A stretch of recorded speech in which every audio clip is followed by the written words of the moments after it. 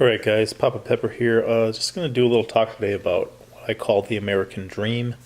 Again, this isn't an offense to anyone else in the world. It's just that I live in America, and there's been this ideology that I've been exposed to my entire life called the American dream.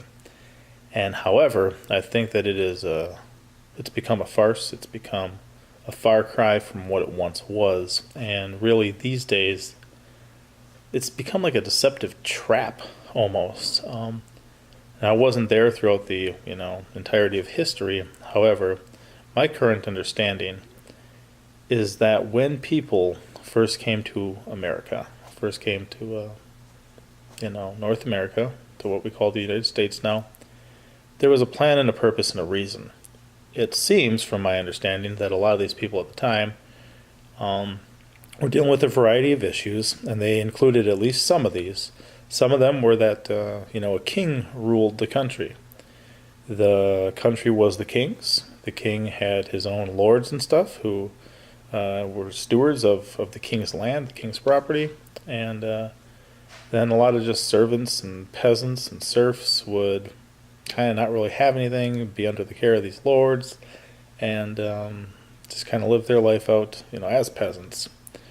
So part of it was, I believe, that people desired to own their own land, to be their own king under God and have a stewardship of something.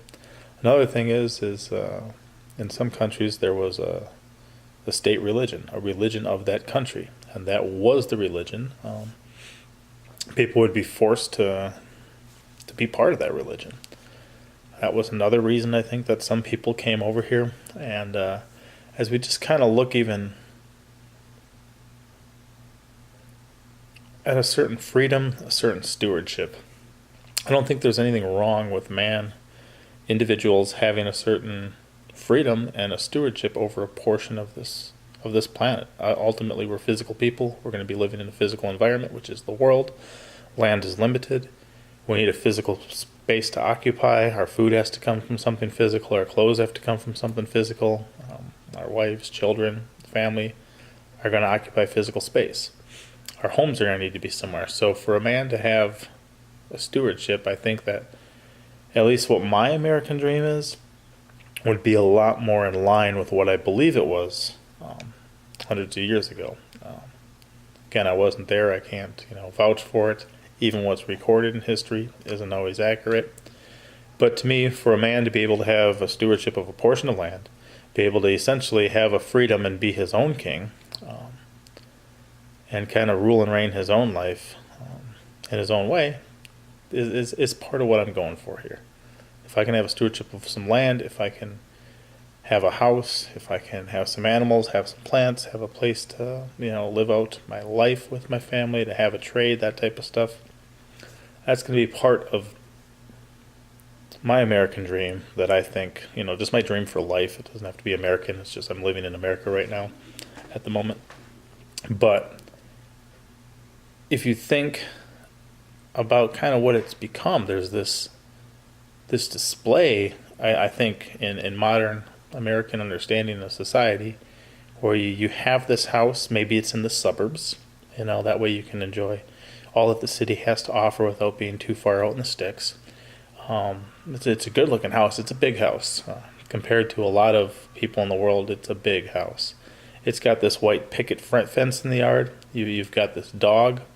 Maybe there's a cat in the window of the house. You've got 2.3 kids, I think is what it used to be.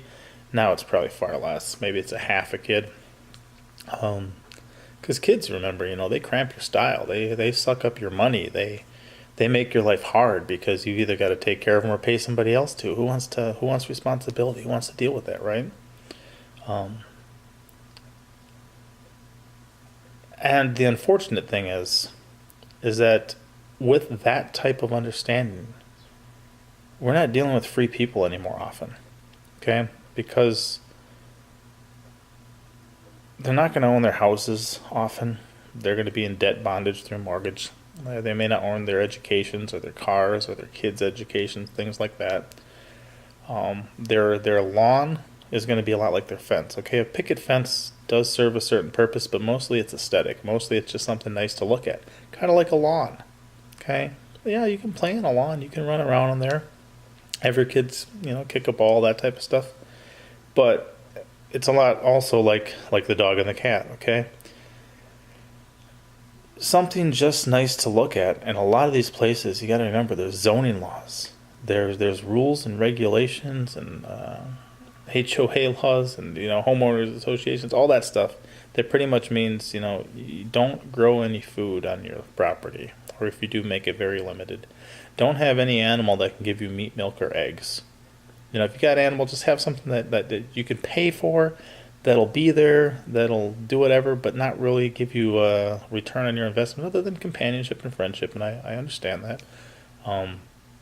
I guess me and my wife, and then with our children, we've got a good amount of companionship and friendship anyway, and then our animals that are used for other purposes too also are nice to interact with. But, and this is just my personal opinion, in a lot of ways, I view cities these days as one of the most unfree places ever. What you can and can't do, even on your own land or own property, if you have any, is very restricted. Very restricted. And a lot of it, I think, is set up to make sure that you're a spoke in their economic wheel, that you've got to pay for a lot of things. Kind of like people who, and again, it's completely, people are free to do this. But renting an apartment every month for 60, 70 years, that really adds up. If you could rent potentially a cheaper apartment and save up the excess and then actually just purchase something, that could work out better in the end. But it just seems like, if you can't grow your own food, if you can't have anything that's going to benefit you, because really, in that way, I don't mean anything that's going to benefit you at all, but life, you're going to have to eat something and drink something today. You're going to have to eat something and drink something tomorrow, pretty much on a daily basis. That's how most people do it. And if people can remove the possibility of people providing for themselves, that, I think, is a dangerous situation to be in. Shut the power off, put the shipments of food coming in, and it's pretty much checkmate, endgame. You and your whole family are dead. So anyway, I worry about what this society has become. I worry about what the cities have become. I worry about the complete lack of freedom in a lot of ways that a lot of places have. And really, if it isn't just some sort of trap. So therefore, my American dream, very slightly different from that. So, all right, pop out.